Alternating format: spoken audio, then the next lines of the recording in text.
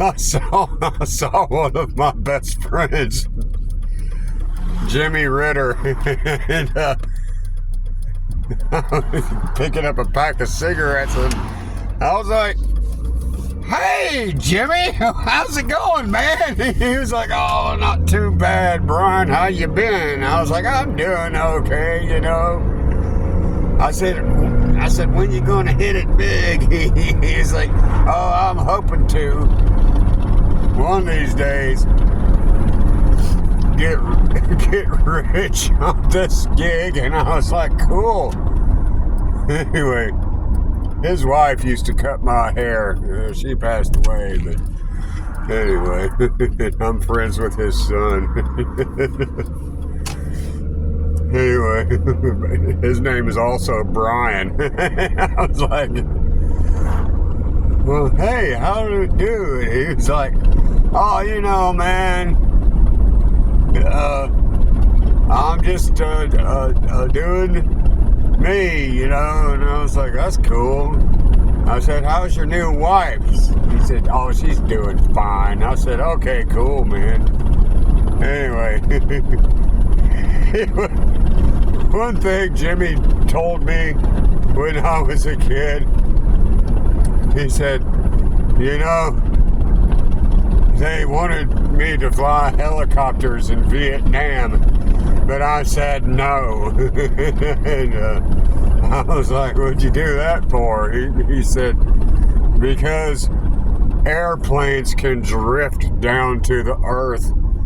Helicopters just drop like rocks to the earth." And I was like, "Well, that makes sense. So what'd you do?" He said, "I did field combat." That's what I did. And I was like, "Oh, that's awesome, man." He said, "You need to stop getting so many tattoos." And I was like, "Well, I kind of like them, to be honest with you, Jimmy." And he was like, "All right, well, you know." We gave each other a big hug, and I was like, "I love you, neighbor." He said, "I love you too." You know.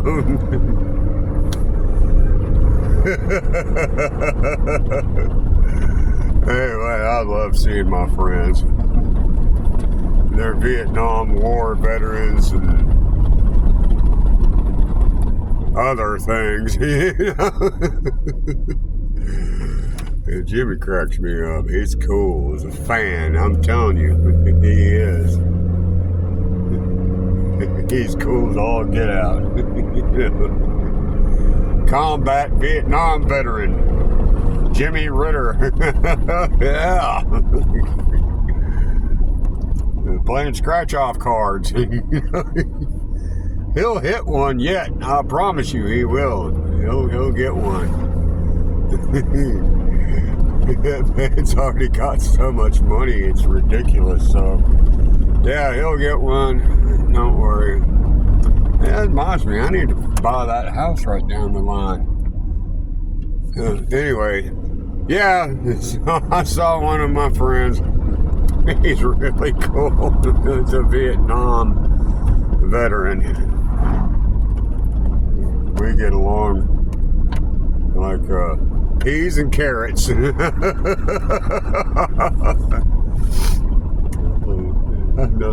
know, he told me one time, he was like, "Brian," I said, "What?"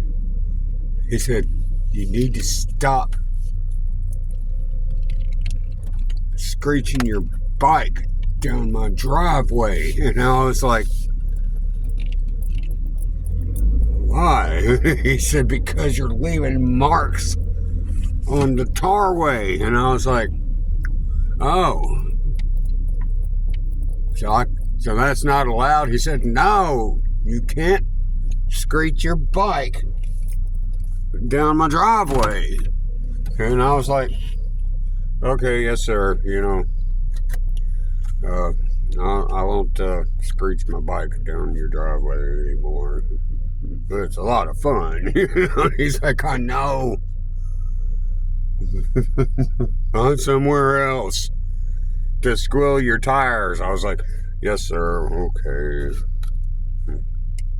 I promise I will. And he's like, all right. I just had that thing tarred and stuff. And I was like, okay, yes, sir. I'll find some place else to tear up the road. And he's like, yeah, that's a good idea. I said, yes, sir. Okay. I apologize, sir.